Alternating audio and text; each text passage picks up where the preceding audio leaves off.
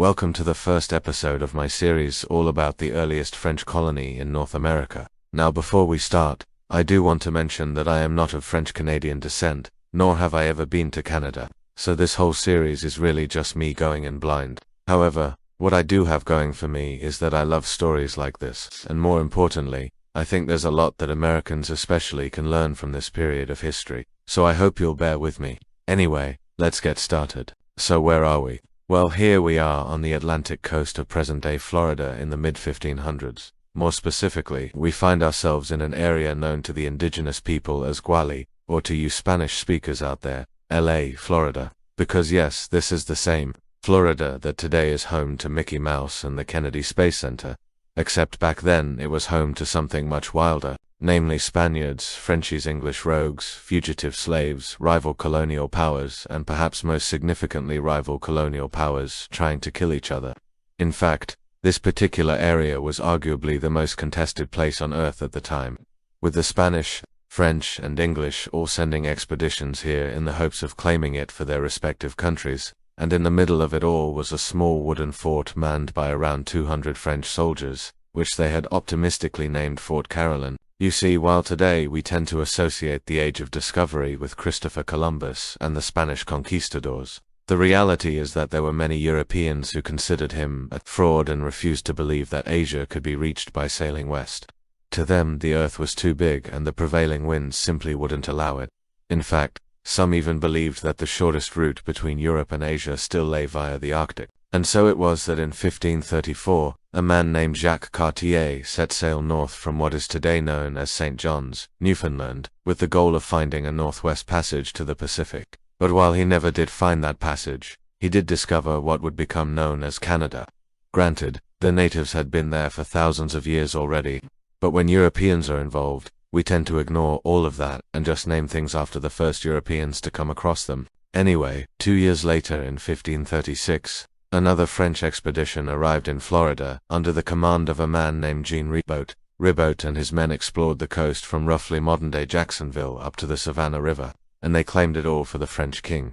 This made them the second European power to claim this land for their king, with the first being, of course, Spain. In fact, the Spanish had been exploring and conquering Florida since 1513, although they didn't establish any permanent settlements until much later. Still, this didn't stop the French from attempting to do exactly that. They established several small settlements along the coast, one of which was this little outpost they called Fort Caroline. But why does any of this matter? Well, because, despite being so small and insignificant, Fort Caroline played a crucial role in the future of North America. You see, prior to 1564, the vast majority of European colonization efforts in the New World had been carried out by the Spanish. The Portuguese had also established a few settlements in Brazil, but otherwise, it was pretty much exclusively Spain.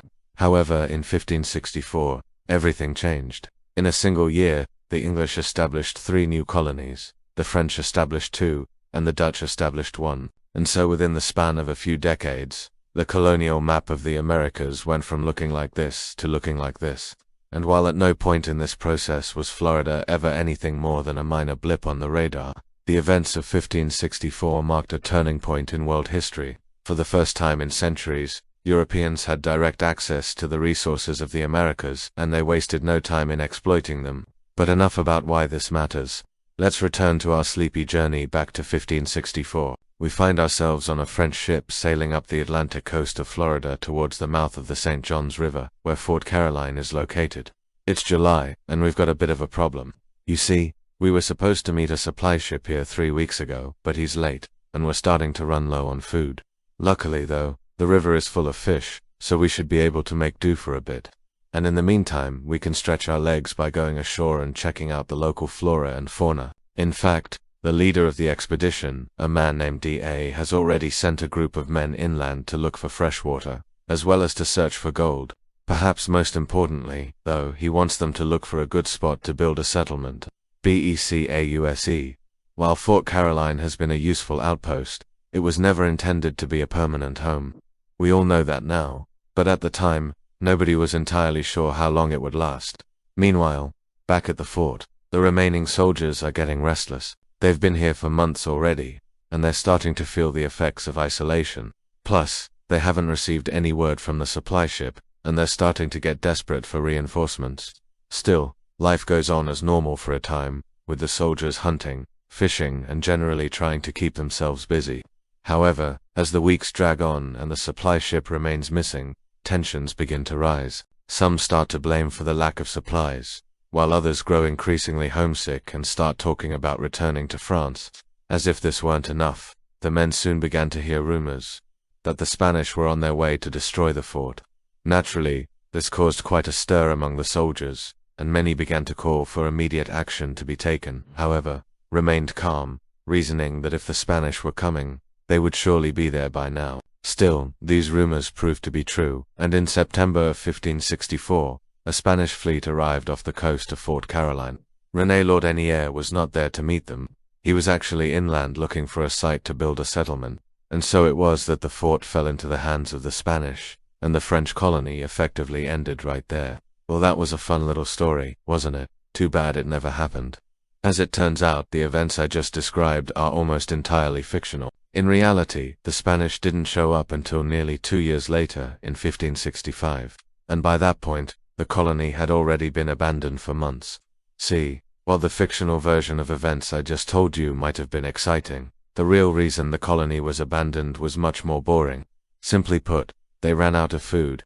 In reality, while supplies from France were late arriving, they did eventually show up, but only because the French decided to abandon the fort in the first place. With their food stores dwindling, gathered his men and headed inland in search of the rumored Spanish settlement to the south. They never found it, and instead, they were forced to live off the land. Eventually, they found some Native American settlements and lived with them for a while, learning their ways and growing their crops. Eventually, though, the French decided to head back to the coast and try to build a boat to sail back to France. However, before they could finish the boat, the Spanish showed up and captured them. Luckily, they didn't kill any of them, but they did force them to walk to Spain. And so that brings us to the end of part 1. If you enjoyed this episode, be sure to check out part 2, where we'll explore the beginnings of the French colony in Canada. Until then, remember to subscribe and I'll catch you next time. Alright, so last episode we ended with the Spanish conquest of the Aztec Empire and the beginning of the conquest of the Inca. But let's go back to Europe, because there are major changes afoot. And by major I mean bloody. Bloody as in the streets of France run red with the blood of Catholics and Huguenots, aka French Protestants. Yep, things aren't looking too hot for our favorite beret and croissant-wearing friends across the channel. See, while Francis I was gallivanting around Italy, painting like a madman and fathering illegitimate children, a different kind of madness was growing in his realm. A powerful religious movement known as the Reformation had taken root in France, which threatened the authority of the Catholic Church and the stability of the French state. Like a bad case of ring around the collar, the Reformation spread from neighboring Germany and found fertile ground in France. The German part is boring, so let's skip ahead to the fertile bits. You see, in contrast to their fanatically Catholic neighbors in Spain and Portugal, the French had been relatively tolerant of different Christian sects within their borders. After all, they had the big fat juicy slice of northern France known as the Low Countries, now modern Belgium and the Netherlands, that was full of these so-called heretics. Rather than sending them packing or burning them at the stake, French monarchs had largely just said, "Look, you're not gonna get rid of us Catholics, but if you guys keep it down and pay your taxes, we're cool." This attitude of live and let live applied especially to the French nobility who converted to Protestantism. As long as they kept practicing their fancy footwork at court and didn't rock the boat too much. Francis, I didn't really care what they did in private as long as they paid their taxes. But then along came a guy named John Calvin, born in 1509, and turned everything upside down. Calvin was a French lawyer and theologian who developed a new kind of Protestantism that smacked of totalitarianism. You could call him the original proto-fascist. He created a theocracy based on his own personal interpretation of the Bible, which established a strict code of ethics and morals for his followers. Now, this isn't unique per se. Both Catholicism and Protestantism had been doing this since the time of Christ. But the difference here is that unlike priests and pastors who generally only tried to influence the morals of those around them, Calvin wanted to make everyone in his community abide by his rules, like he wanted to create a state based on biblical law, a city upon a hill, if you will. In other words, he wanted to be the boss, and he told anyone who would listen, and many who wouldn't, that God had chosen him to be that boss. and he gathered a flock of followers known as the Saints, who were very into following the boss. Now the timing of this is important. Remember, this is the mid-1500s, when science and reason were beginning to chip away at the power of the Church in Europe. Think of the Renaissance humanists, Leonardo da Vinci, Galileo, people like that. But Calvin took a step back from that trend and created a system that relied on blind faith and absolute obedience to religious authority. And despite the fact that most French nobles thought this was a load of BS, a shocking number of commoners became Calvinists, particularly in southern France. In the cities, Calvinism provided an alternative to the corruption and decadence of the Catholic Church, while in the countryside, peasants flocked to the simplicity and egalitarianism of Calvinist doctrine. Whatever the motivation, the rapid spread of Calvinism alarmed Francis I, who saw it as a threat to the power and stability of the French monarchy. In 1562, things came to a head. A series of assassinations, massacres, and rebellions broke out between Catholics and Huguenots, the French term for Protestants. By 1567, 8 major wars had been fought between the two sides. Whole cities were razed and tens of thousands of people slaughtered. It was awful. And after each massacre, the French nobility met up in these fancy-pants political gatherings called colloques to try to figure out a way to end the violence. The Catholics were well represented at these conferences, but only 2 Huguenot nobles were ever invited, which is kind of like going to a party and having your date show up with only 1 extra chair, so obviously that didn't work. Meanwhile, the Guise family, a powerful Catholic dynasty, was gaining prominence and advocating for the outright extermination of the Huguenots, led by the Duke of Guise. These radical Catholics were willing to use any means necessary to crush the Protestant menace, even if it meant breaking the law or starting another war. They were basically the OG of Counter-Reformation, and boy were they effective. While the colloques failed to bring peace, the Guise clan managed to start a whole new round of violence that lasted from 1568 to 1570 and resulted in more deaths and destruction. So what were the Huguenots to do? How about set sail for the New World and start over? We'll tell you how right after. Now, while the devastation wrought by the French wars of religion was certainly a huge problem, it wasn't the only one facing the French crown. Francis I had gone whole hog and named his son after the 2 greatest Italian Renaissance artists, Michelangelo and Raphael. That's right, his name was Francis I, and the kid was a bit of a handful. Okay, so Francis I is dead and his son, King Charles IX, is having problems. First off, he has to deal with the Spanish marriage of his sister Isabella to the future Philip II of Spain. Second, he has to deal with the Spanish marriage of his sister Margaret to the future Henry I of Navarre. Third, he has to deal with the fact that the Holy Roman Emperor Ferdinand I is about to die. And fourth, he has to deal with the ongoing wars in France. No wonder the kid was having problems.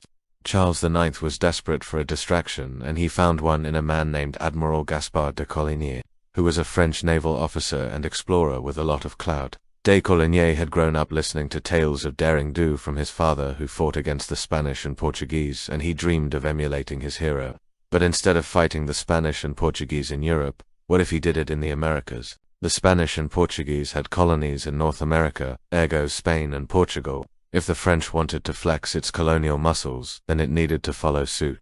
Coligny argued that establishing a colony in the New World would help repair the damage done to the French economy by the recent wars and provide a much-needed distraction for the troubled king. Plus, it would be a great way to stick it to the Spanish and Portuguese. Win-win.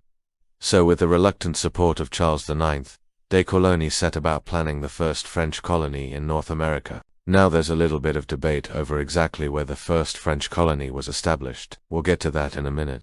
But before we do, let me tell you about today's sponsor, Masterworks. De Coligny drew up plans for a fortified settlement that would serve as a base for trade and exploration. But he knew that he needed the backing of the French nobility and financial support of wealthy merchants to make his dream a reality. So he put together a group of investors and began raising funds for the colony. Now, de Coligny promised the investors big returns on their investment, which they hoped would come from the colony's potential for trade in valuable resources such as furs and timber. In addition, they saw the colony as an opportunity to advance their own political interests and gain favor with the king. After all, the more successful the colony became, the more power de Coligny would have, and the more power de Coligny had, the more favor he would have with the king. With the financial backing secured, de Coligny assembled a crew for the first voyage to the New World. Now, the crew consisted of experienced sailors, explorers and soldiers who were eager to seek their fortunes in the New World. Many of them were Huguenots, and they saw the colony as an opportunity to escape persecution in France and build a new life in a distant land. The first French ships arrived in North America in 1564 and landed at a place they named Port-au-Prince, modern-day Pensacola, Florida. But don't get too excited, because they didn't actually establish a colony there. See, the Spanish had already claimed all of this land as part of the Spanish Empire, so de Coligny and his crew didn't want to start a war with Spain. So they sailed a little further north to a place they named France, modern-day Duval County, Florida, near Jacksonville, and set up camp. Now, the French presence in Florida was short-lived. Within a few months, the colony was abandoned due to a combination of factors. First off, the French and the Spanish were both trying to claim Florida for themselves, and since the Spanish had already made a claim, the French weren't about to stick around and risk being attacked. Secondly, the colonists faced challenges such as disease, conflict with Native Americans, and a lack of supplies from France. And finally, Charles IX died in 1574, and his successor, Henry III, had no interest in continuing his brother's colonial ambitions. So there you have it, folks. Despite all the hype, the first French colony in North America was a total dud. But hey, at least they got to visit Florida first, right? Coming up next time on the conquest of North America, welcome back to the channel. This is Chapter 3, The Voyage of Jean Ribault, from the series The French in Florida. Part 1, The Beginning. In 1562, a French naval officer named Jean Ribault landed in present-day Jacksonville, Florida, with about 2,000 soldiers and settlers, founded an unsuccessful settlement named Charlesfort in South Carolina, then sailed back to France. That's it. There's not much more to the story. Well, actually, there is more, but that's all that happened in 1562. We'll talk about Jean Ribault's early life, his travels around the world, and how he planned to return to North America to do something lasting.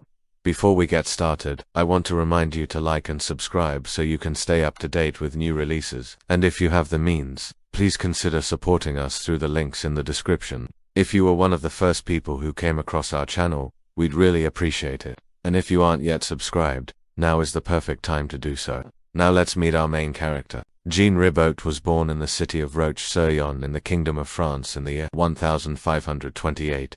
We do not know much about his early life, but his father was a landowner in Poitou, and his mother was the daughter of a wealthy family in Brittany. Jean had at least 3 brothers. The oldest, André, was an army officer who served in Italy. The second oldest, Jacques, became a merchant and traded in the New World, and the youngest, Louis, was a lawyer and counselor to the king. As a young man, Ribault joined the French Navy, where he learned navigation and seamanship. He rose through the ranks quickly and by the age of 30 had become a captain. In 1553, Ribault was part of a French expedition led by Jacques Cartier to Canada. They explored the Gulf of St. Lawrence as far as the island of Newfoundland. Sailing along the coast and searching for a northwest passage to Asia, Ribault was in charge of one of the 3 ships and was responsible for charting the course.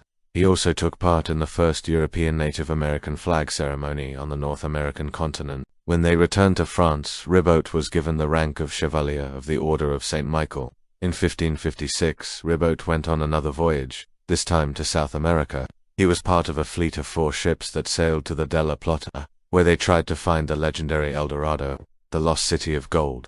They did not find any gold, but Ribault did discover the island of Santa Cruz del Sur, which he claimed for France. He also explored the Brazilian coast and fought against the Portuguese, who had been trying to claim Brazil for their empire. Ribault returned to France in 1558 and was again awarded by the king, this time being made a member of the prestigious Order of St. Louis. Over the next few years, Ribault commanded various ships and participated in different battles and expeditions. He fought against the Turks in the Mediterranean, captured several Spanish vessels, and explored parts of West Africa, but he longed to go back to North America. In 1562, Ribault received his chance when King Charles IX commissioned him to lead an expedition to explore and settle parts of Florida. The king granted Ribault the title of Seigneur de la Floride and gave him the right to govern and exploit the territory. Ribault was given 4 ships, 2 of which were large, well-armed vessels capable of carrying cargo and passengers. The other 2 were smaller and faster boats that could be used for scouting and fighting. Ribault also received supplies for a settlement, including tents, tools, firearms, and ammunition. livestock such as pigs and chickens, and seeds for planting crops. Ribault was told to sail to a place called the Coast of the White Sand, which was supposed to be rich in resources and easy to defend. He was also instructed to avoid conflict with the Spanish, who already had settlements in Florida. But if the Spanish attacked, Ribault was allowed to defend himself and his men. The French fleet set sail from Dieppe on May 1562, accompanied by 2 frigates from the English Navy, who were on their way to fight the Spanish in the Caribbean. The French ships crossed the Atlantic Ocean and reached the Lesser Antilles in late August. There they encountered some English pirates who warned them of dangers ahead. The pirates told them that the Spanish had a strong naval presence in Florida, and that they should not go there. But Ribault ignored them and continued on his course. On September, Ribault's fleet arrived off the coast of present-day Jacksonville, Florida.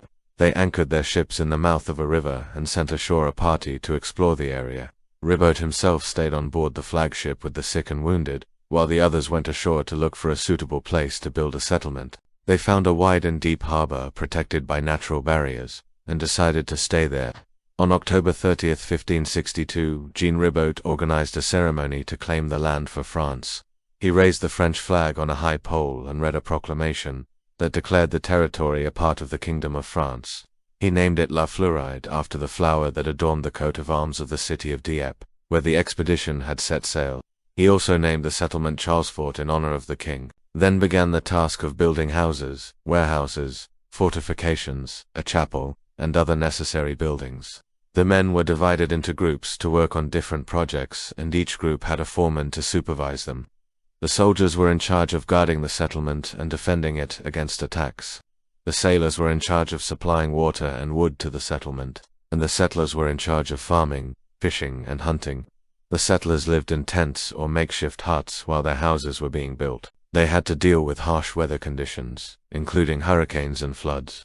They also had to deal with the unfamiliar environment, including poisonous snakes, biting ants, and mosquitoes. And they had to deal with the lack of supplies, including food, medicine, and tools. Despite all these hardships, the settlers managed to build a small town within a few months. They grew vegetables and fruits, raised pigs and chickens, and caught fish and shellfish. They also explored the surrounding areas and discovered fertile lands, abundant wildlife, and valuable resources, such as iron ore and copper. However, they did not find any gold or silver, which was what the French king was hoping for. Meanwhile, Ribault was busy exploring the coast and searching for the entrance to the Gulf of Mexico, which he believed would lead to the Pacific Ocean and the riches of Asia. He sailed north along the coast, looking for a place to establish a second settlement. He also tried to contact the native inhabitants of the area, but they were wary of the French and avoided them. Finally, Ribault found what he was looking for at the mouth of a large river that he named the Main. He thought it was the Mississippi River, which had been rumored to flow with gold. Ribault landed near present-day Charleston, South Carolina, and founded a settlement there. He named it Charlesfort after the French king and left a garrison of soldiers to defend it. Then he sailed back to France to get more settlers and supplies. But, when Ribault returned to Florida in 1564, he found that both Charles forts had been abandoned. The settlers had fled to France or elsewhere in the Caribbean, because they could not survive in the wilderness. Without proper guidance or protection, Ribault was disheartened but not defeated. He realized that he had made some mistakes that caused the colony to fail. For example, he had chosen sites that were difficult to defend or develop. He had relied too much on the soldiers to do the work instead of bringing more settlers, and he had underestimated the hostility of the natives. But Ribault also saw opportunities to correct those mistakes and improve his colony. He decided to move back to the original site of Charlesfort, which was more accessible and prosperous. He also decided to bring more settlers, including women and children, to make it a real town.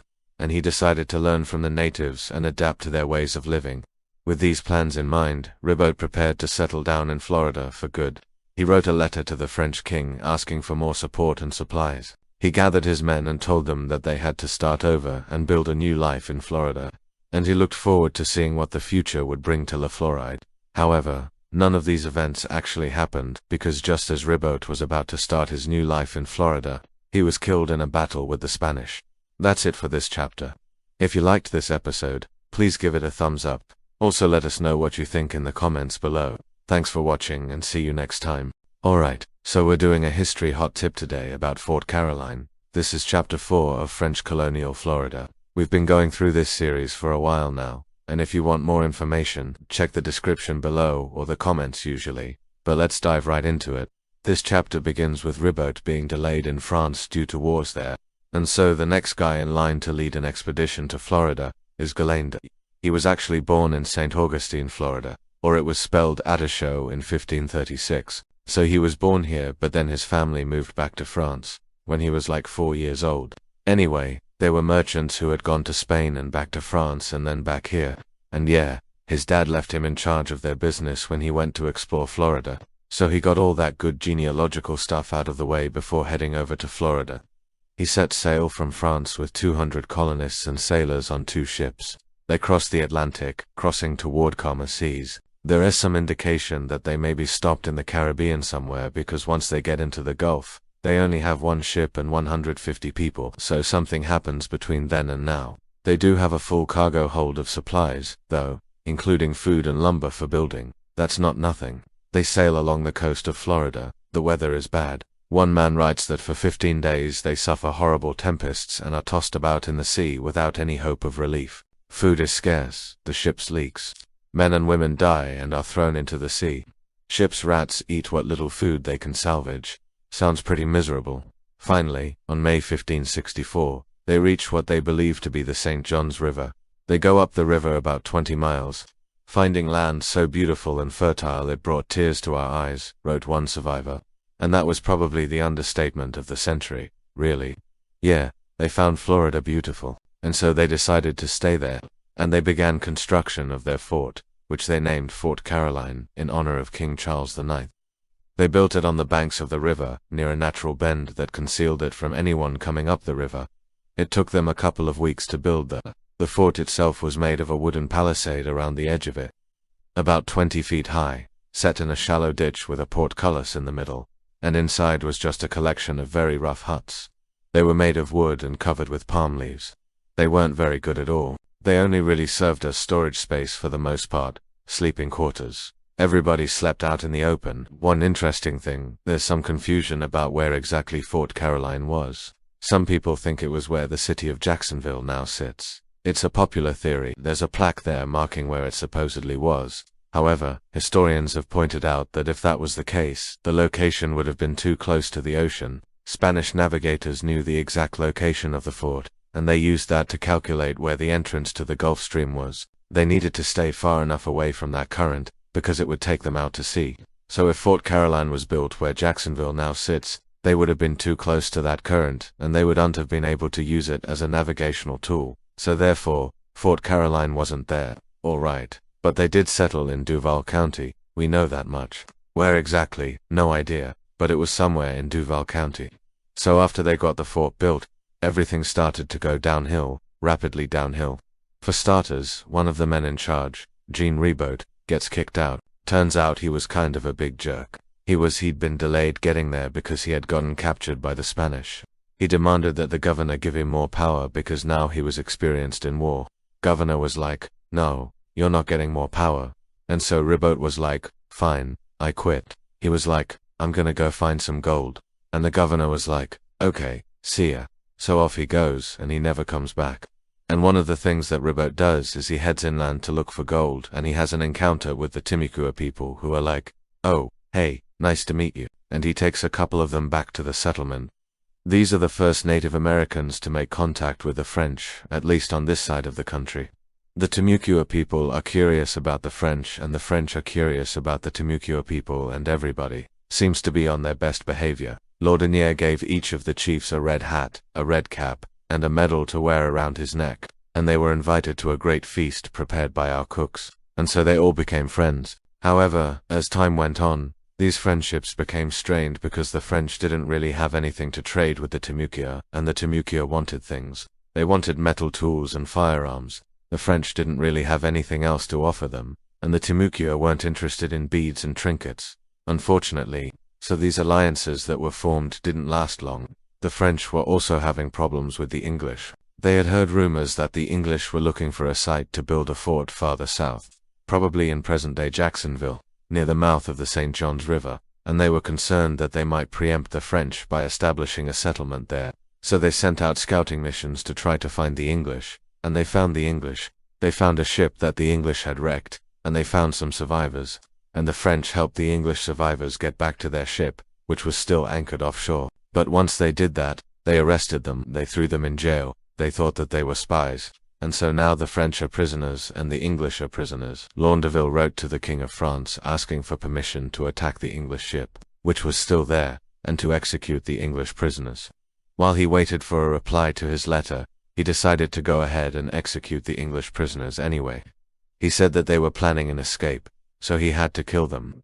In retaliation, the English were executed, all except one, a guy named Ralph Lane who lived to tell the tale. Once they got word back from the King of France, they attacked the English ship, they took it, they looted it, they burned it, whatever. That same year, 1565, the French ships arrived carrying more colonists, so the French were hoping to start a new colony here in Florida. They just felt like their numbers were getting low and they needed more people here. The ships arrived, but they never unloaded their cargo. But when they arrived, the French saw that the ships had come from the south, which meant that they had traveled all the way down to South America and then back up again. And by that route, they had seen that Spain had established a settlement in the New World, in present-day Pensacola, and they didn't want to get anywhere near those guys. They stayed there for a few months waiting for things to calm down. But things didn't really calm down. There was no calming down. So eventually they set sail back to France with their new cargo of unneeded supplies. Laudonnière had given up on the colony. His supplies were low. When he got there, he published a book about his experiences in Florida, and it was wildly successful. People ate it up. Everyone wanted to read this story about Florida, so he followed that success up with another book, which he exaggerated even more than the first. And then he went back a third time to try to finally establish a successful settlement in Florida, but he failed again. In fact, he was captured by the Spanish and spent 5 years in prison in Spain before escaping and returning to France. So yeah, Florida was not happy for Laudonnière. Fort Caroline, though, was a hopeful beginning for France's colonial efforts in Florida. It was the first permanent European settlement in the interior of North America, and it lasted for 3 years, though most of the people who lived there only saw it for a fraction of that. I hope you enjoyed learning about Chapter 4 of French Colonial Florida. If you did, please like the video. If you want to learn more about Florida's colonial period, check the description below. We'll be covering the other chapters in this series, so stay tuned if you want to see more. As always, I'll see you next time. Life in the Wilderness. Chapter 5. When the settlers arrived in Florida, they found it to be very different from what they were used to. The land was covered in thick, dark swamps. The air was hot and humid, and there were all kinds of creepy crawlies like mosquitoes, horseflies, and gnats. These things made life very uncomfortable, but worse than that, the settlers had almost no food and needed to rely on their native allies to feed them until they could grow their own crops.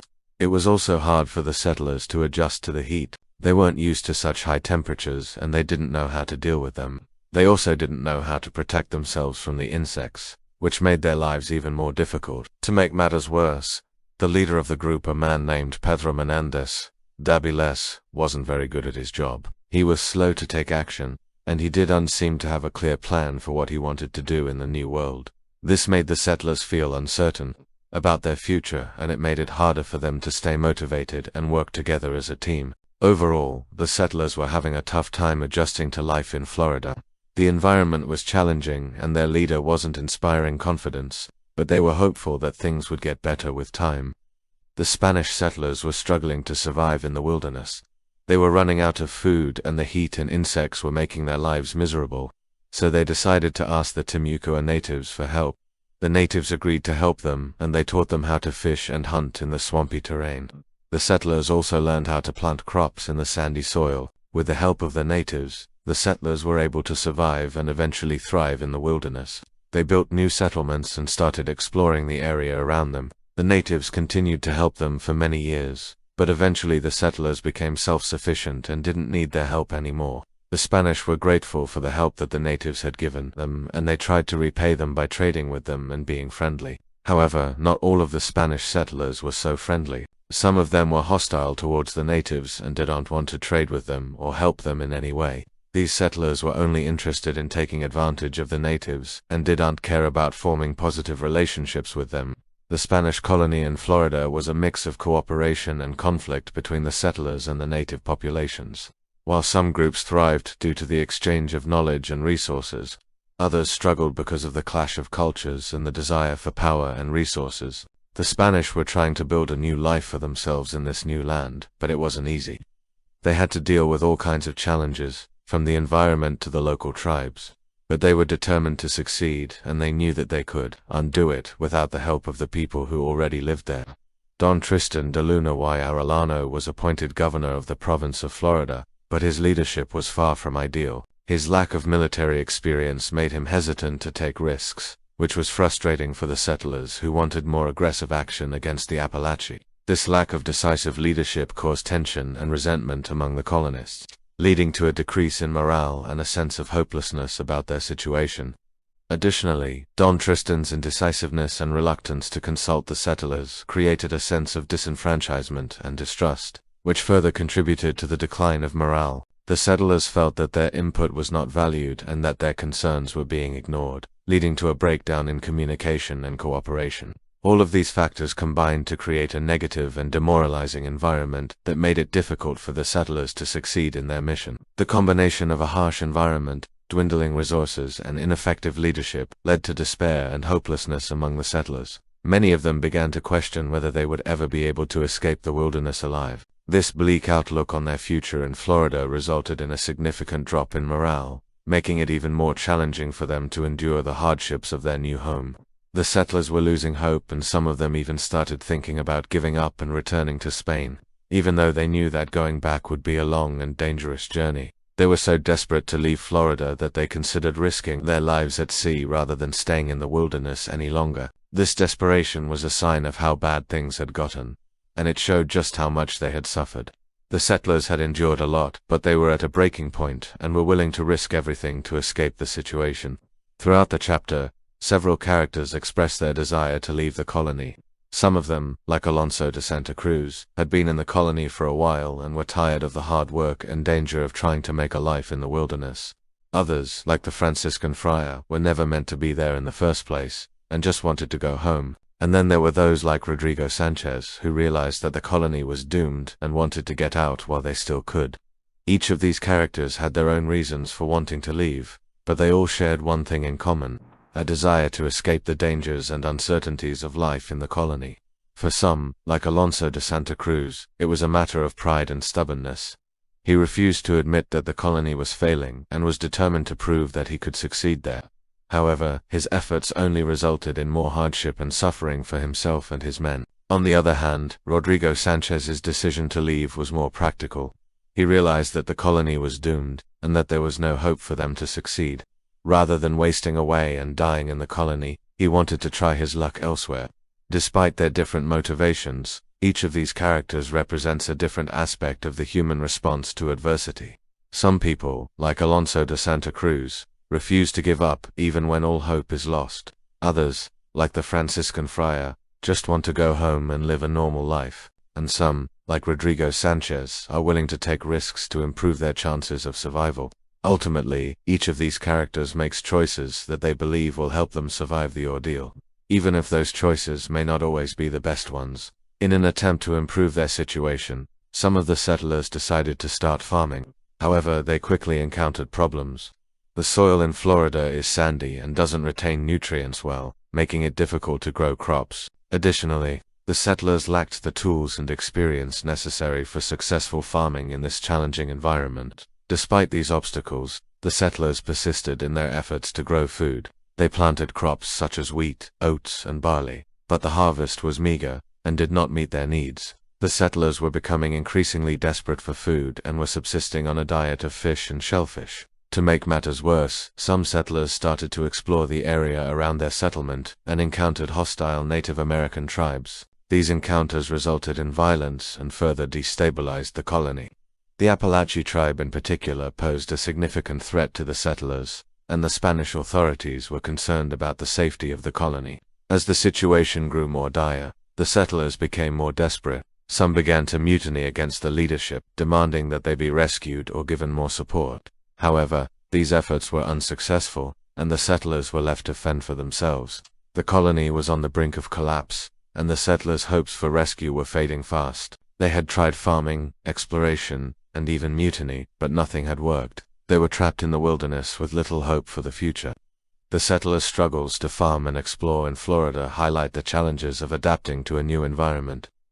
Their lack of success in agriculture and their conflicts with Native Americans demonstrate the difficulties of colonizing a foreign land. The settlers' descent into desperation and mutiny shows the toll that hardship and isolation can take on the human psyche. Their story is a cautionary tale of the importance of planning and preparation in the face of adversity. This has been Chapter 5 of our story. If you like the story so far, please subscribe for more updates. We have lots of interesting stories and some exciting projects in the pipeline that we think you'll love. Thank you for listening, and see you next time. Chapter 6, Relations with the Timucua People. The year is 1564, and you are in the heart of the North American wilderness.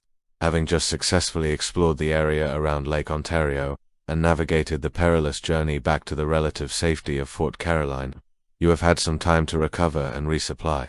With your health restored and your firearms cleaned and maintained, you turn your attention to the surrounding areas ripe for exploration. After speaking with some of your explorers, you learn that the Timucua people live not too far from here and might be open to trade. Eager for more supplies and curious about this native culture, you decide to lead an expedition into their territory. Your party travels downriver, following the explorers' directions. You pass thickets of trees and wade through marshes until finally coming upon a wide riverbank, where several Timucua men are gathered.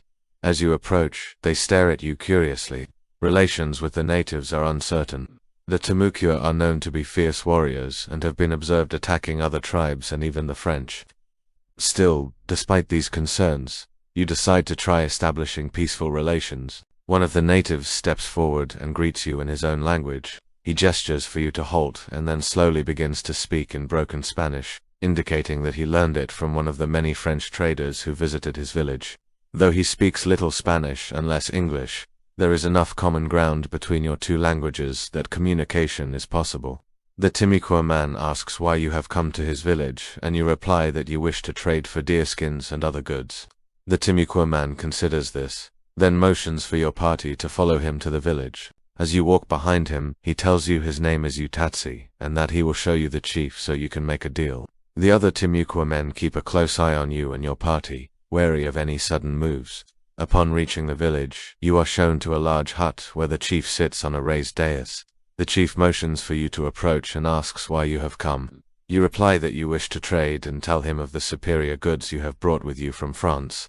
The chief considers this, then motions for the trade to begin. You bring out bales of colorful cloth, woolen blankets, knives, and perhaps even some firearms. The Timucua are impressed by your goods, especially the firearms. They had never seen anything like them before, and were curious about how they worked. Some of them even asked if they could purchase one, but you knew that this was a valuable asset that you would need to keep with you at all times, so you politely refused their request. Still, the trade went well and you received a large quantity of deer hides, which you knew would be valuable back in France. As the sun began to set, you decided to end the trade for the day and return to Fort Caroline.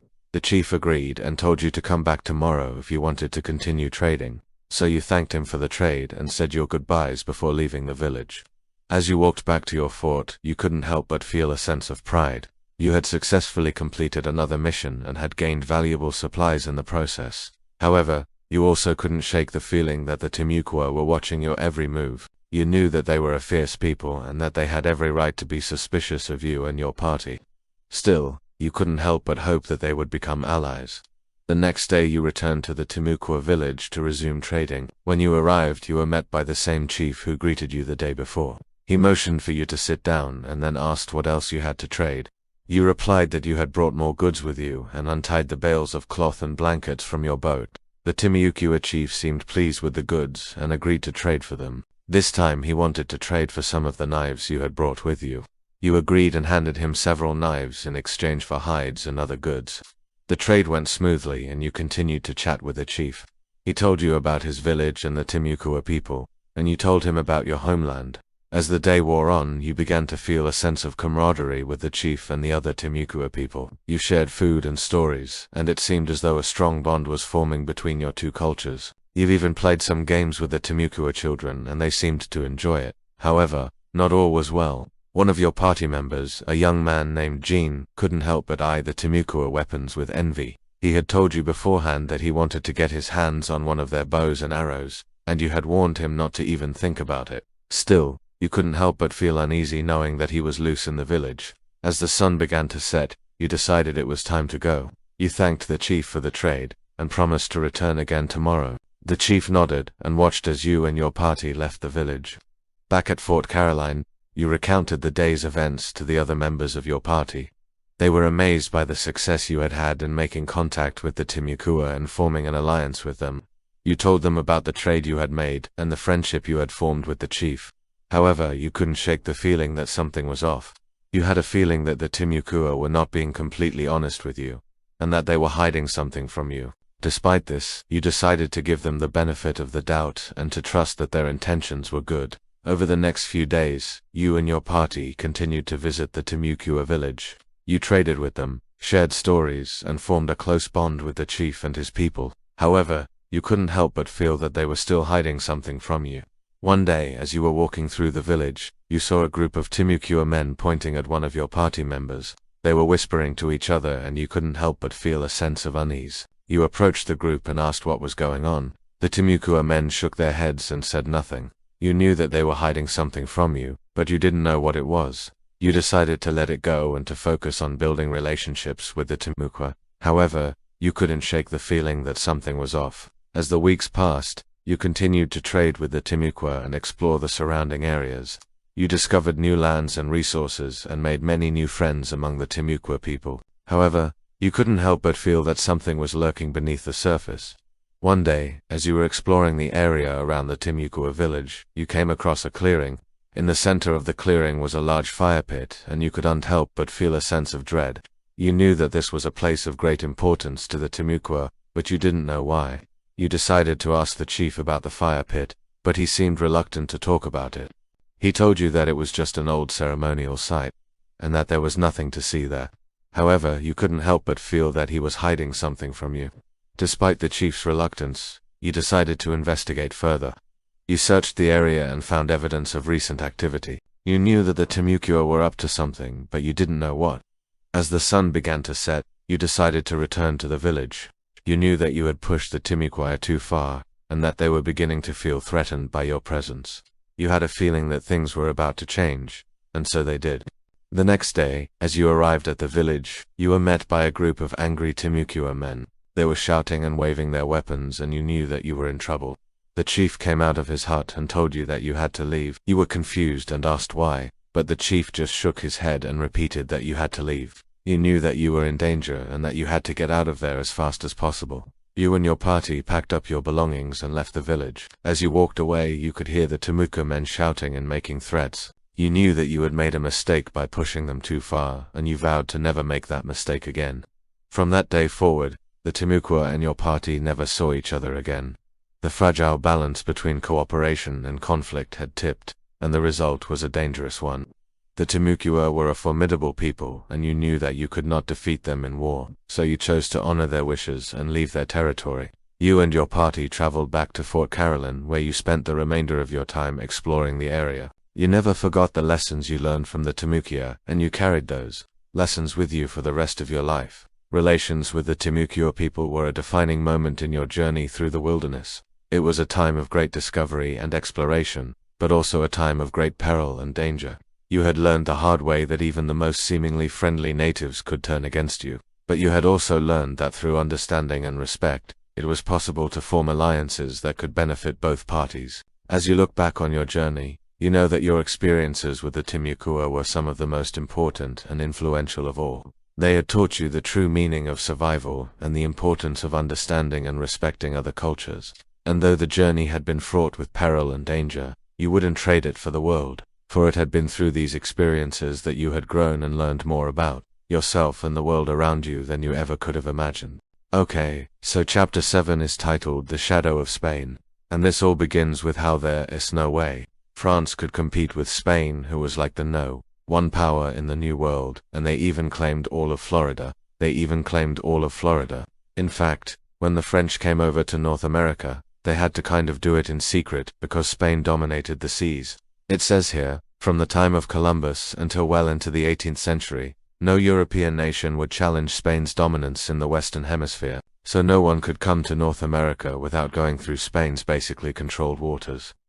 This led to a lot of tension between the French and the Spanish, and things got really bad when Spain found out about the French Protestants.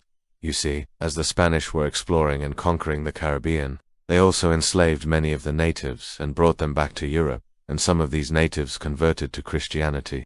But then when they went back home to their native lands, they wanted to practice their newfound religion freely. Well, that wasn't allowed. In fact, it says here, for the next half-century, it was illegal to be a Protestant in Spain, which meant people had to hide their beliefs. This was called crypto-Cristianismo, or secret Christianity, and this is where the French Protestants, also known as Huguenots, fit in. In fact, Spain was alarmed by the growing number of French Protestants, because they were openly critical of the Catholic Church and the Spanish Empire. So in 1564, Spain sent an envoy over to France to demand that King Charles VIII ban the Huguenots, but he refused, saying that they were his subjects and he couldn't just kick them out. He said, "I have more than enough of your religion," basically meaning he didn't want any more Catholicism in France. And so Spain decided to take matters into their own hands. They appointed a man named Pedro Menéndez as the governor of Florida with orders to drive out the French. And so that's what we're going to talk about in today's video. Who was Pedro Menéndez? Why did Spain choose him for such an important mission? And how did he go about kicking the French out of Florida? Alright, so Pedro Menéndez was actually a pretty big deal. He was born in 1520 in Spain to a wealthy family, and he became a soldier at a young age. In fact, he fought against the Dutch in the Spanish Netherlands, and he also fought against the Ottoman Empire in Italy. He was very successful in battle, and he earned the title of hero. In fact, he was considered a model soldier, a man of action who knew how to win battles. He was disciplined, courageous, and he was also very loyal to the crown. And this last part was probably what made him perfect for the job. See, Spain had already tried to kick the French out of Florida twice before, but both times it failed. The first time was in 1559 when Spain sent an envoy to demand that the French leave. But when he was ignored, Spain sent a naval squadron to attack the French ships. But they were defeated by the English privateer Sir Francis Drake. The second attempt was in 1562, when Spain sent another squadron to destroy the French settlement, but once again they were defeated, this time by the English Sir John Hawkins. And so Spain was starting to get a little embarrassed here. It says, everyone in Spain was talking about how the king was being made a fool of by these barbarians. Basically everyone was saying how the mighty Spanish Empire was unable to defeat a couple of small settlements of Huguenots, and so Pedro was chosen because he was a man of action, a man who could get the job done. It says here Menéndez was not afraid to take risks or make bold moves. He was also very determined, and he would not give up until he had achieved his goal. And Pedro was very much aware of the pressure he was under. In fact, he wrote to a friend saying, "Your Majesty has given me such confidence that if I do not succeed, I shall come back in disgrace." Now, once he received his orders, Pedro wasted no time in preparing for battle.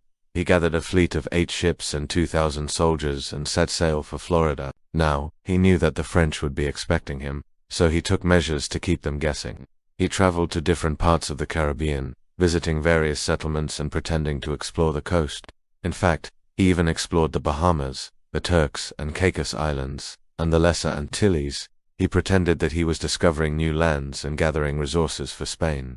But really, he was keeping the French on edge. He was essentially playing a psychological game with them, making them think that he might attack at any moment. And then when he finally arrived in Florida, he played the same game again.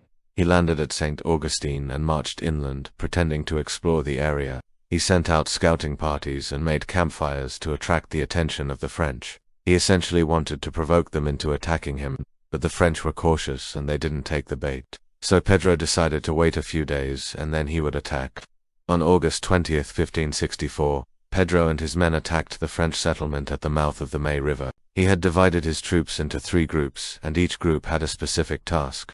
One group was responsible for killing the French soldiers, another group was responsible for capturing the town, and the third group was responsible for protecting the landing party, and within an hour, the battle was over. The French were completely caught off guard, and they were no match for the Spanish. The Spanish killed over 300 French soldiers and captured the rest, and then Pedro went on to capture 2 more French settlements, Fort Caroline and the Mission of Santa Maria. The resistance was minimal and the Spanish suffered only a few casualties. After capturing the settlements, Pedro executed the French prisoners, including the governor of Florida, Jean Ribault. He also burned the towns and destroyed the churches. The survivors were offered a chance to convert to Christianity or leave the territory.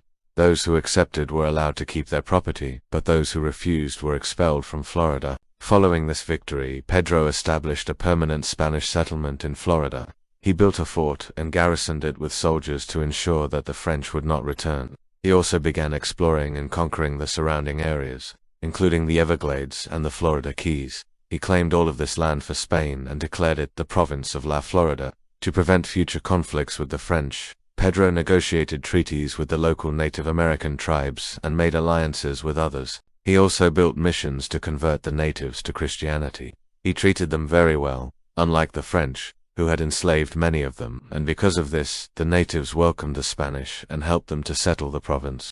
Before leaving Florida, Pedro wrote a letter to the king detailing his conquest and asking for more settlers and supplies.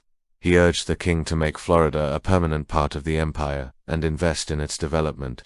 The king agreed, and Florida became a part of the Spanish Empire. And so that is how Pedro de Avilés successfully kicked the French out of Florida and established a permanent Spanish settlement in the territory. He was a brilliant military strategist and a skilled diplomat.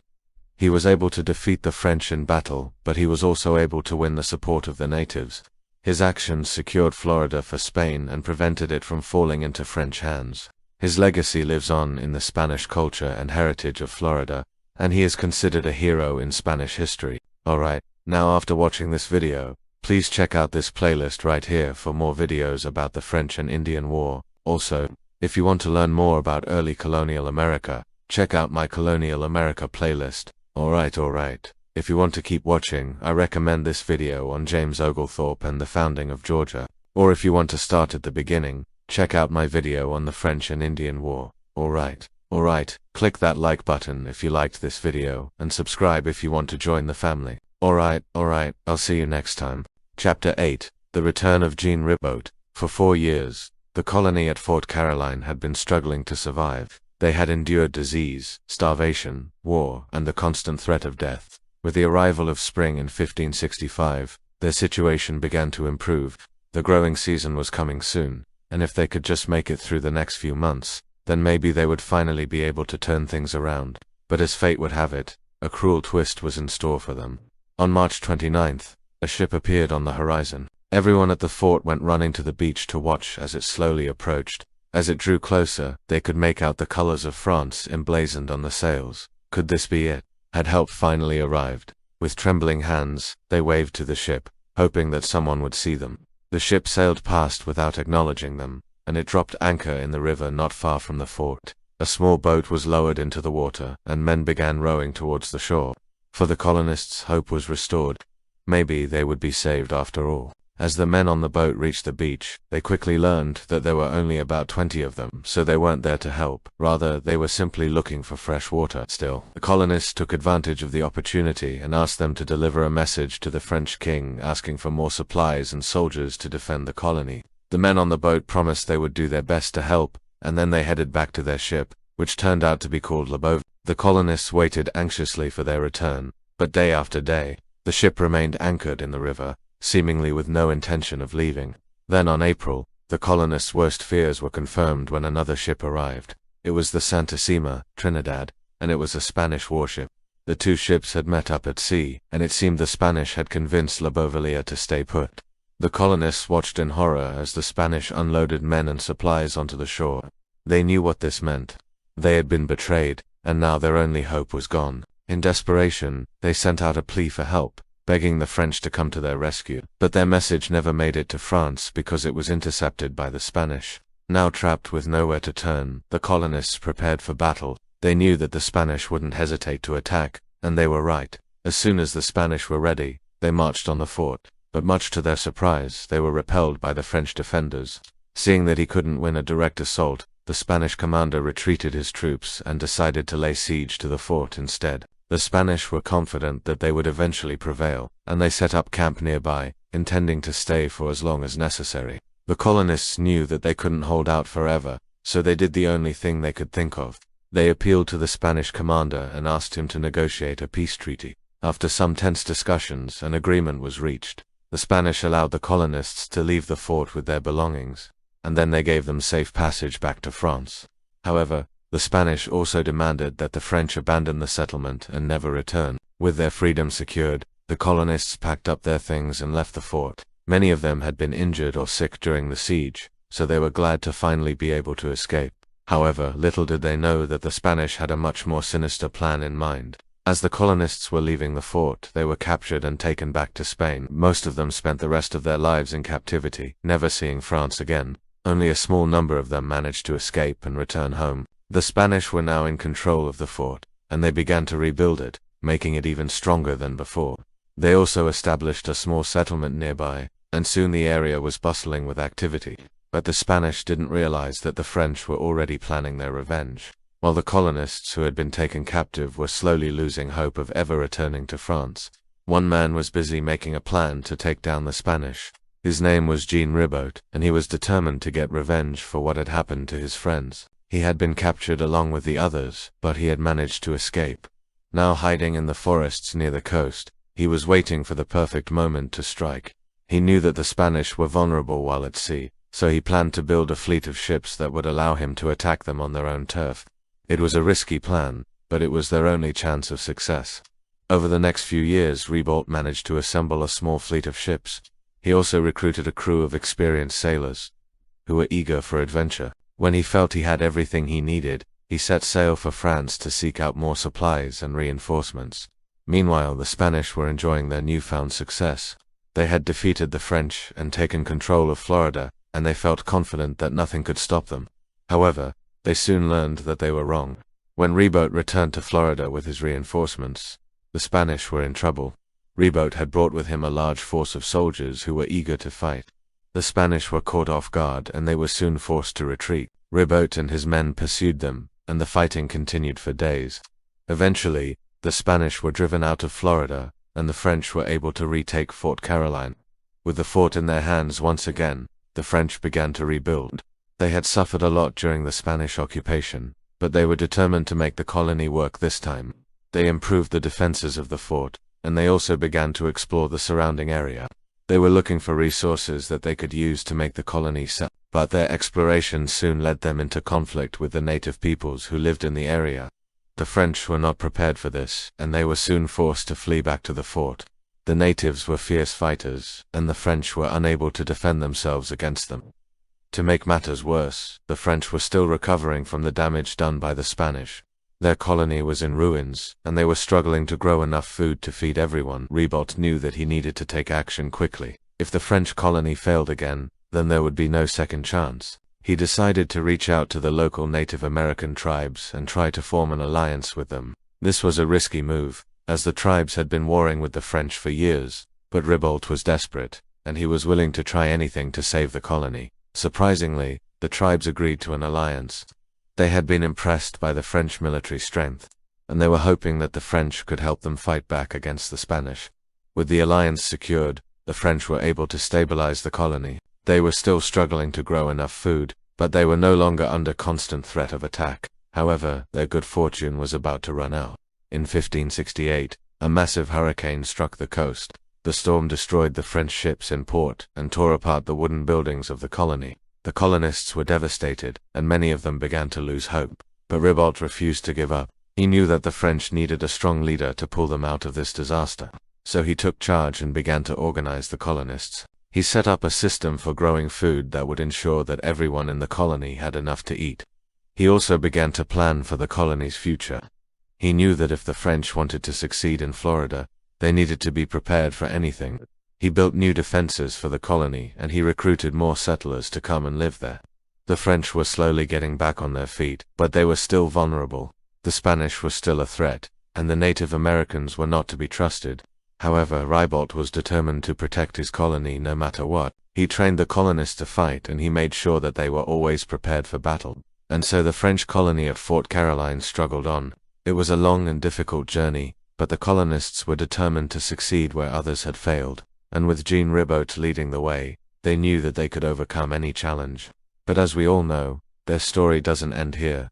What happens next will shock you. Will the French be able to keep their colony afloat, or will it fall apart despite Ribault's best efforts? Stay tuned for more.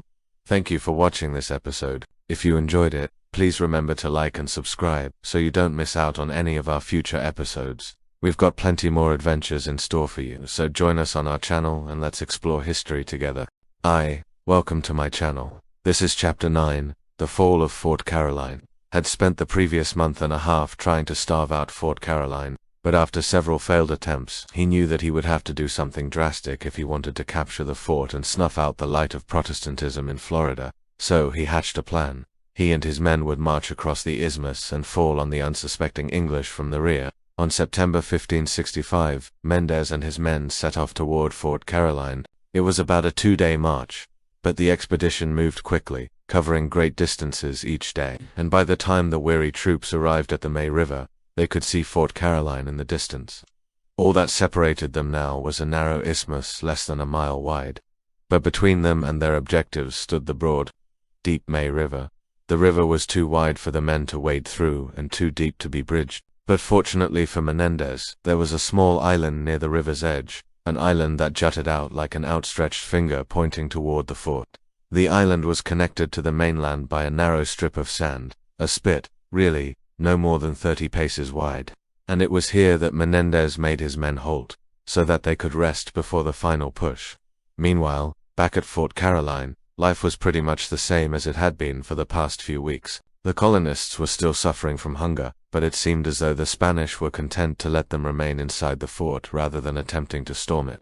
In fact, during this entire siege, there had been only one engagement between the two sides, a minor skirmish on September, in which some English soldiers had left the fort to gather up some stray cattle. They had managed to drive off the Spanish soldiers who tried to intercept them, killing or wounding several of the enemy. But such encounters were rare.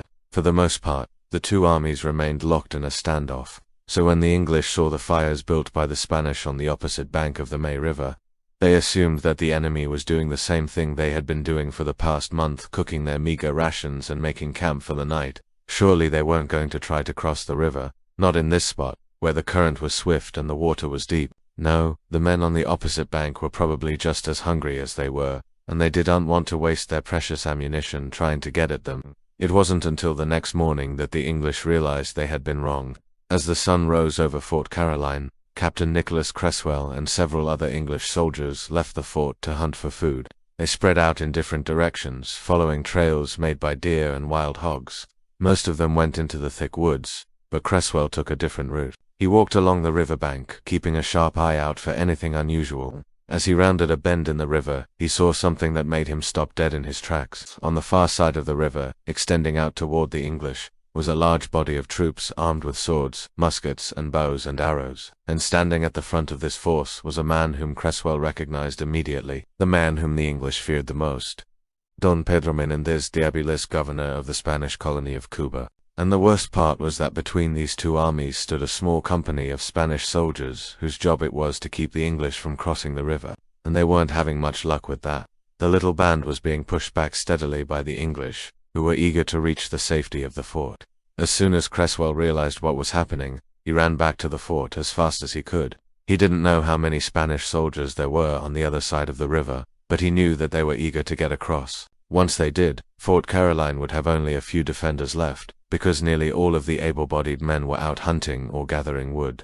When Cresswell burst through the gate and shouted, "They're coming, they're coming," everyone inside the fort knew what he was talking about. The Spanish were crossing the river in several places and would soon be upon them. There was nothing they could do except fight.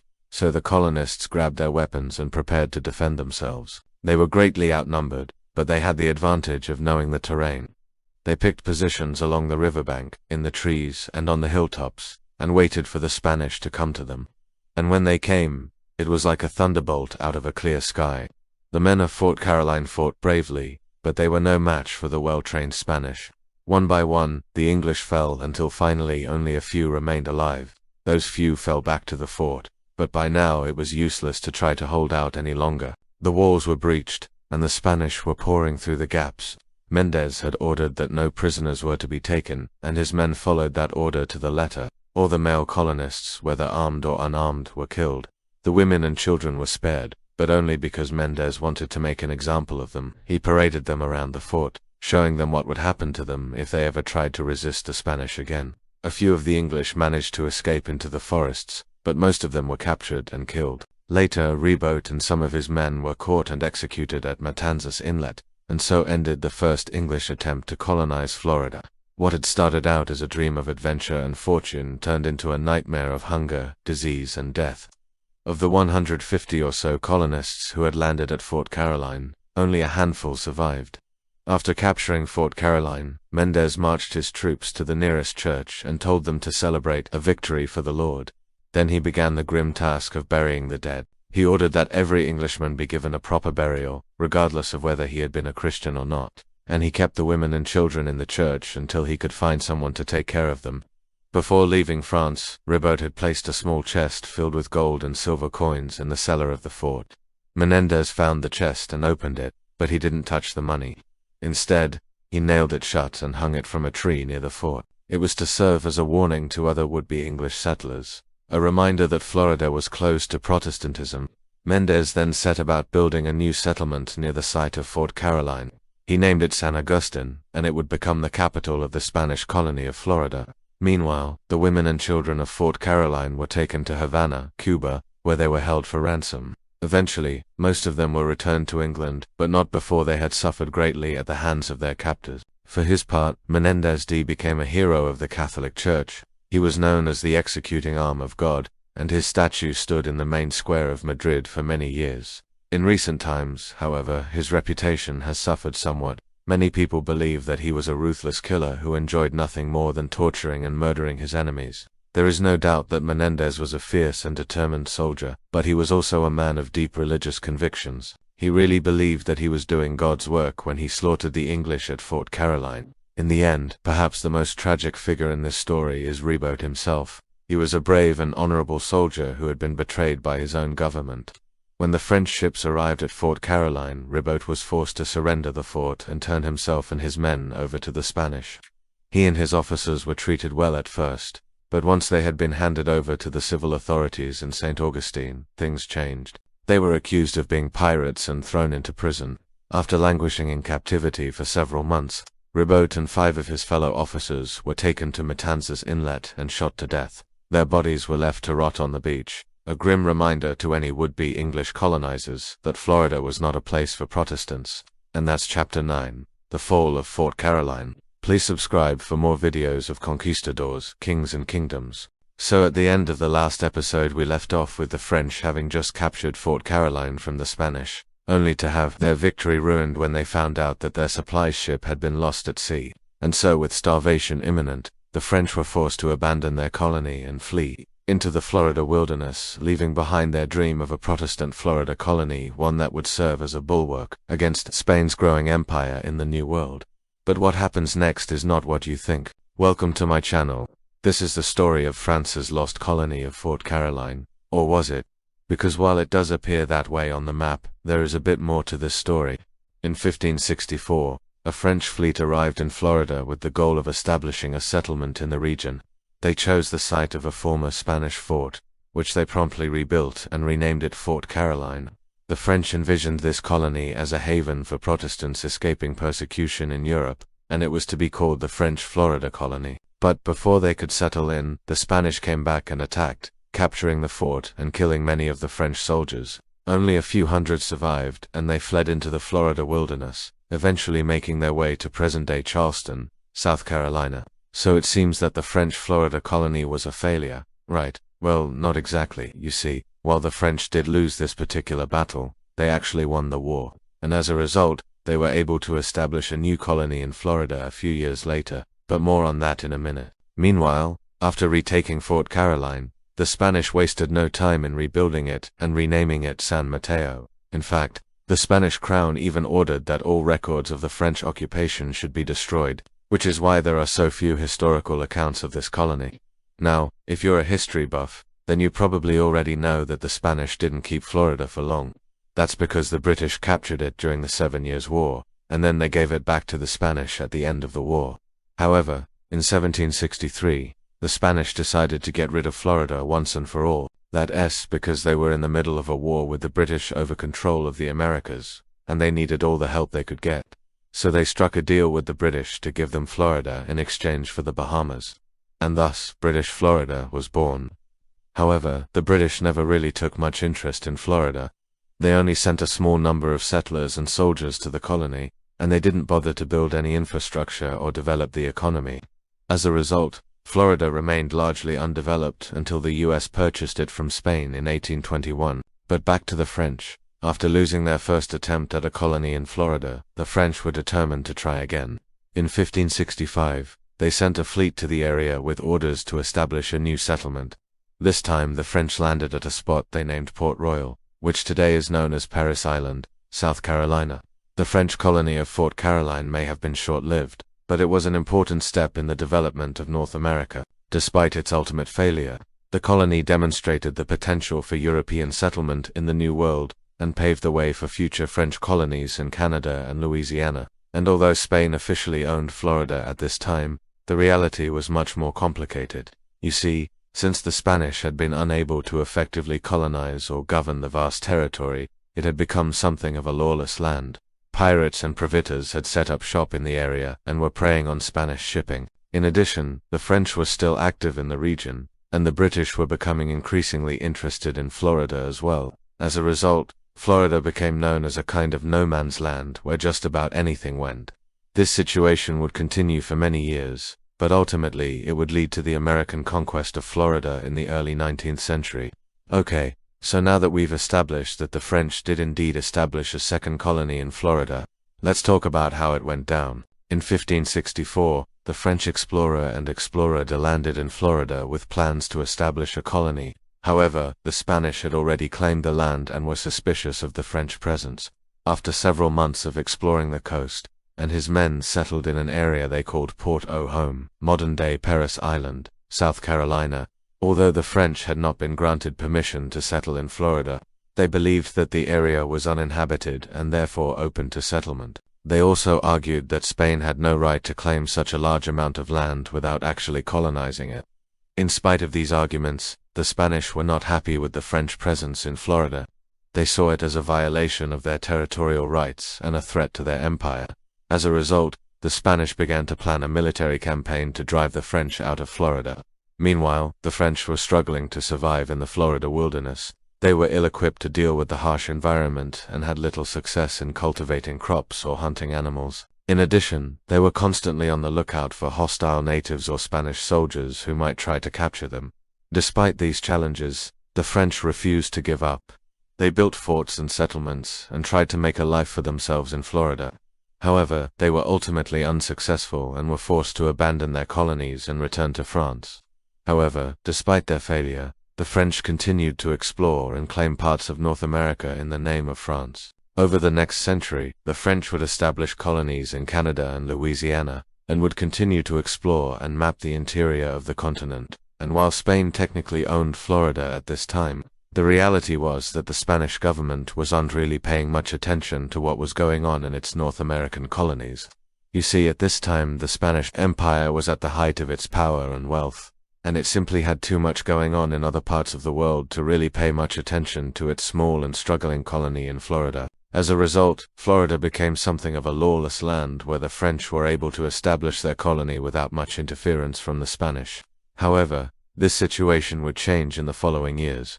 By the 1620s, the French had established several settlements along the Atlantic coast of Florida. These settlements were mainly trading posts and missions, and they were staffed by French missionaries and traders. The French were hoping to convert the Native Americans to Christianity and to trade with them for furs and other valuable commodities. However, the Spanish were not happy with the French presence in Florida. They saw it as a violation of their territorial rights and a threat to their empire. As a result, the Spanish began to send more troops to Florida to try to drive the French out. The French and Spanish fought a number of battles in Florida, but ultimately the French were defeated and forced to abandon their settlements. The Spanish then re-established their own settlements in Florida and began to explore and conquer the interior of the territory. Over the next century, the Spanish would establish a number of settlements in Florida, and it would become one of the most important colonies in the Spanish Empire. In 1565, The Spanish founded the city of St. Augustine, which is now the oldest continuously occupied European settlement in the United States. St. Augustine became an important center for the Spanish colonial empire, and it helped to secure Spain's control over Florida. The Spanish also explored and conquered much of the Florida interior, coming into conflict with the Native American tribes that lived there. The Spanish used a combination of force, diplomacy, and religious conversion to subdue the natives and force them into their settlements. The Spanish also brought African slaves to Florida to work on plantations and in domestic service. Slavery had been legal in Florida since 1526, and the Spanish had been importing African slaves to work in their mines and plantations for many years. Over time, the Spanish would come to dominate Florida, and the French would have no lasting presence in the territory. So there you have it. While the French did establish a colony in Florida, it ultimately failed and was overshadowed by the Spanish colony of St. Augustine.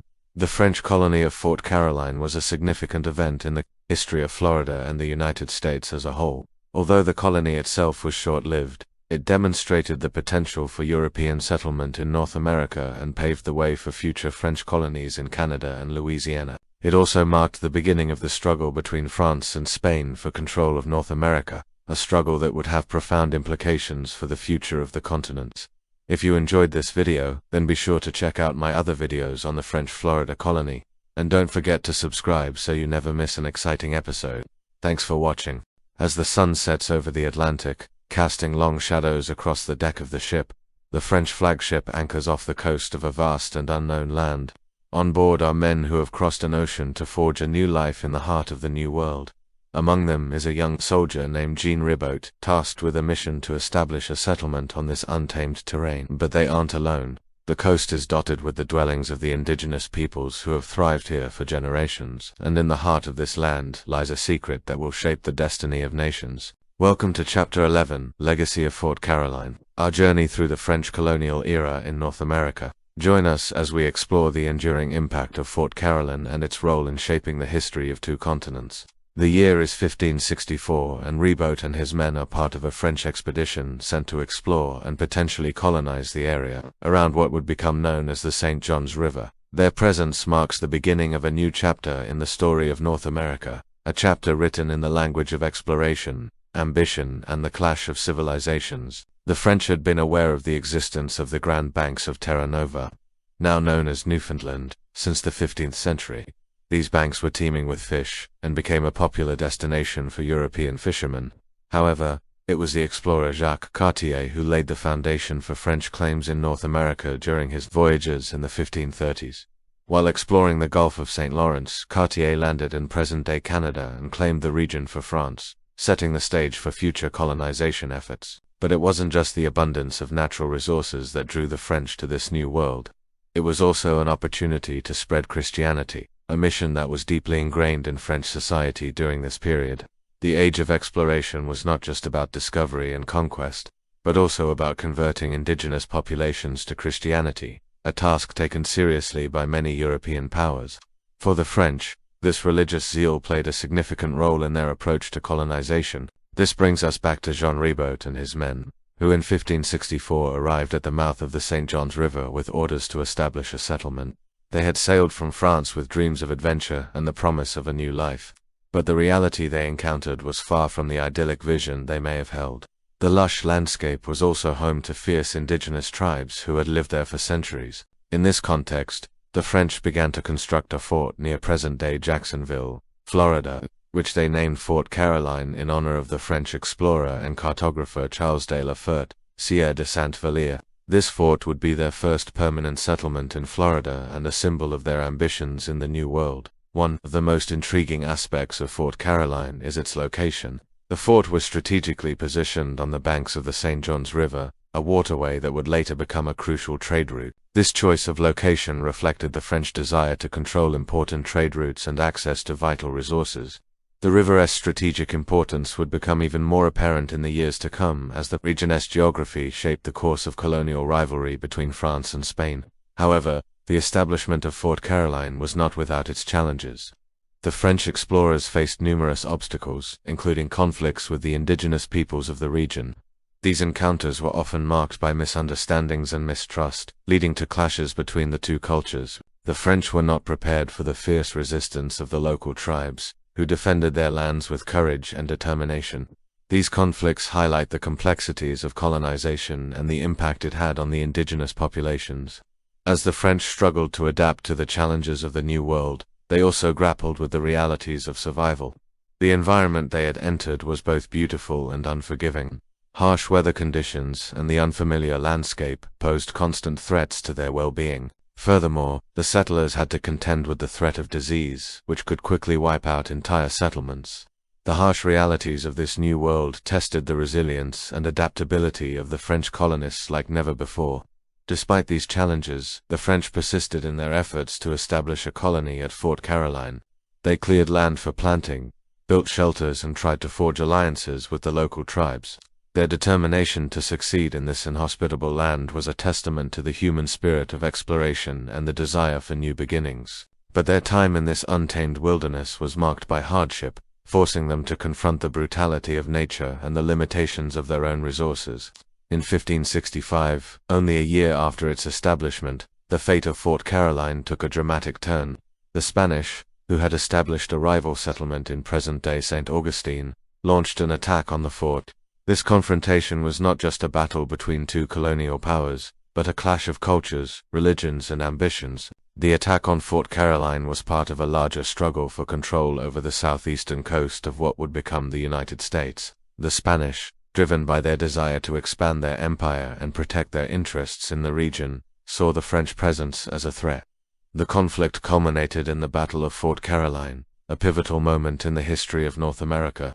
The battle was fierce and the outcome uncertain, but ultimately the Spanish forces, under the command of Pedro Menéndez de Avilés, prevailed. The fall of Fort Caroline marked the end of the first French attempt at colonization in Florida, and had profound implications for the future of the region. The Spanish victory led to the execution of many French soldiers, including Jean Ribault, who was captured during the battle. The survivors were either forced to convert to Christianity or were killed. This confrontation was not just a military defeat for the French, but a devastating loss of life and a setback for their colonial ambitions.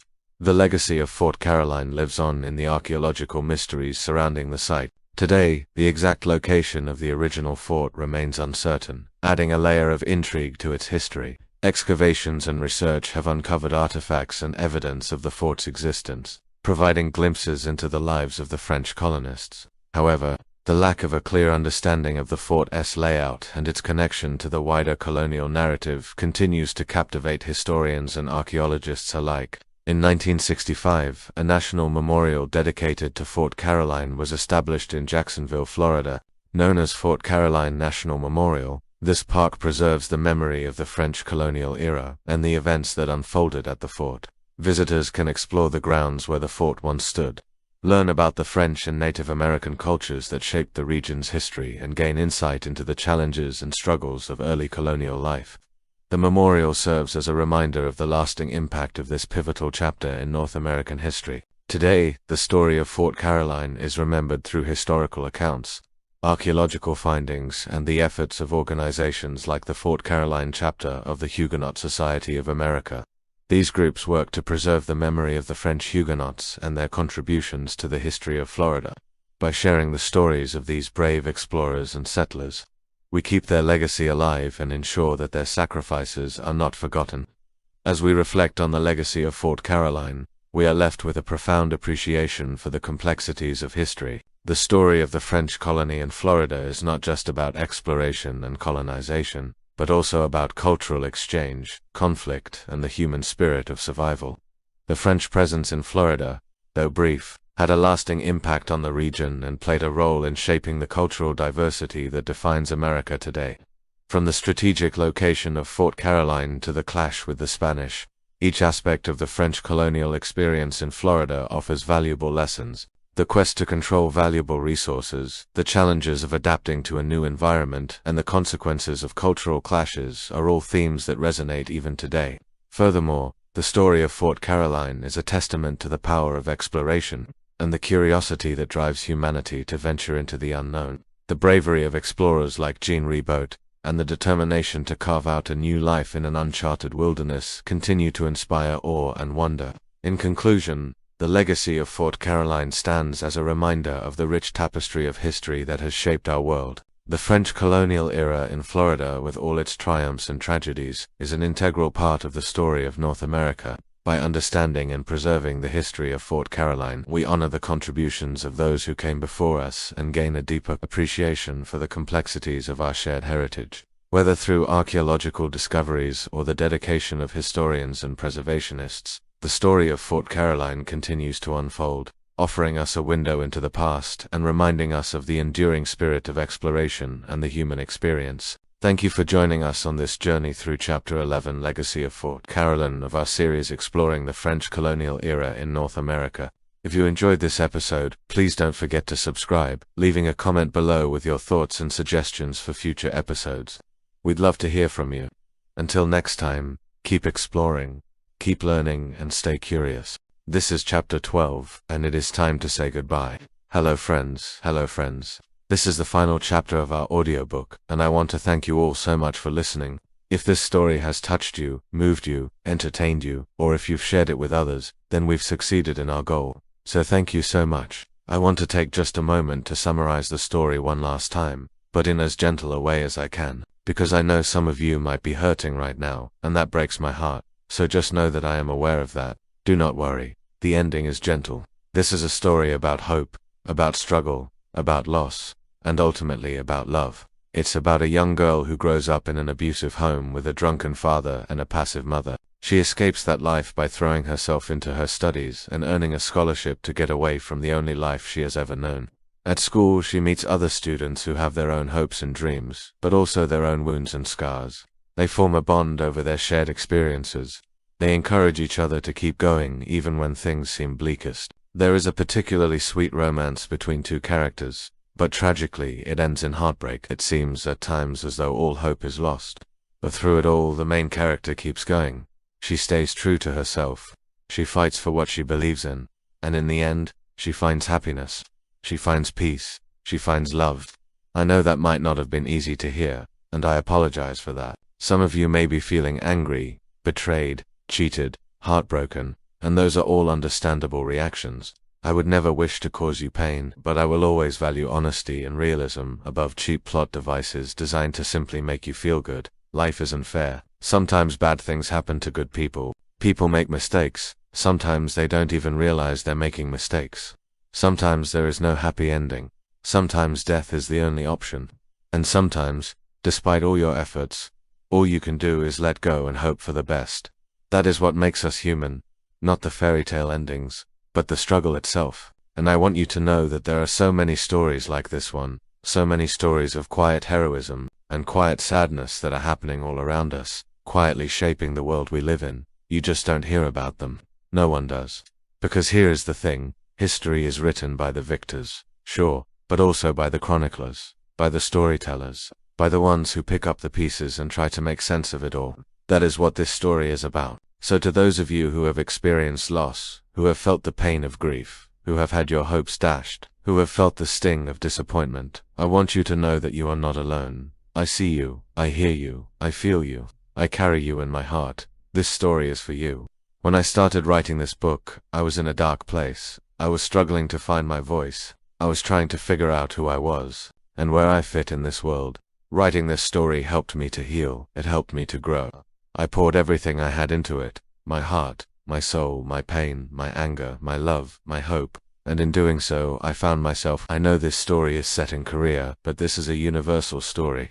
This is a story that could happen anywhere in the world, in any time period, because no matter where you go, no matter what you do, no matter how hard you try, you cannot escape the reality of human existence. We are all flawed, we all make mistakes, we all hurt each other, we all cause each other pain. But that is what makes us human. That is what makes us worthy of love. I have put everything I have into this story. It is my magnum opus. It is my greatest work yet, and I am so proud of it. I hope you enjoyed reading it as much as I loved writing it. Now, I don't know if this is the end of the story. I don't know if this is the last time we will ever speak. Maybe you'll listen to this again in a few months or years. Maybe you'll recommend this to a friend or family member. Who knows? Maybe this will become a movie or TV show. Who knows? All I know is that I am so grateful for this opportunity. I am so honored that you have listened to my story. I am so grateful to everyone who has supported me on my journey as an author, to my friends, my family, my fans, and everyone who has ever listened to my story. Thank you from the bottom of my heart. As we close this chapter, I want you to remember that you are more than your mistakes. You are more than your pain. You are more than your past. You are stronger than you think. You are braver than you believe. And you are more loved than you can imagine. Never forget that. Now it's time for me to say goodbye. Please take care of yourselves and each other. And remember, even in the darkest of nights, the stars are still shining. So take care. Goodbye. Now I want to share one final thought with you before we part ways. I want you to close your eyes, breathe deeply, and let go of everything you have been holding on to. Let go of your worries, your fears, your anger, your sadness. Release them all and let them go. You have held on for so long, but it is time to let go. It is time to rest. Rest now. Imagine a soft, warm light enveloping you, embracing you, surrounding you with its gentle glow. Feel the light filling you, soothing you, calming you. Allow yourself to relax, to let go, to surrender to the light. The light is love. It is the love of the universe, the love of your higher self, the love of your ancestors, the love of all that is. The light loves you unconditionally. It has always loved you. It will always love you. You are never alone. You are always connected. Trust in the process. Trust in the journey. Trust in the flow of life. Everything happens for a reason. Everything has a purpose. Even the pain, even the suffering, even the loss. It all has a purpose. It all serves a greater good. You are not separate from it. You are a part of it. You are the universe experiencing itself through you. You are the love experiencing itself through you. You are the consciousness experiencing itself through you. So let go of everything you have been holding on to and embrace the light, embrace the love, embrace the joy, embrace the freedom. You are free. You are loved. You are enough. Just as you are, exactly as you are, perfectly as you are. And with that, my friends, it is time for me to say goodbye. I will always cherish the time we have spent together here. I will always treasure the memories we have made here. I will always hold you in my heart. Take care of yourselves and each other. And remember, even in the darkest of nights, the stars are still shining. So take care. Goodbye.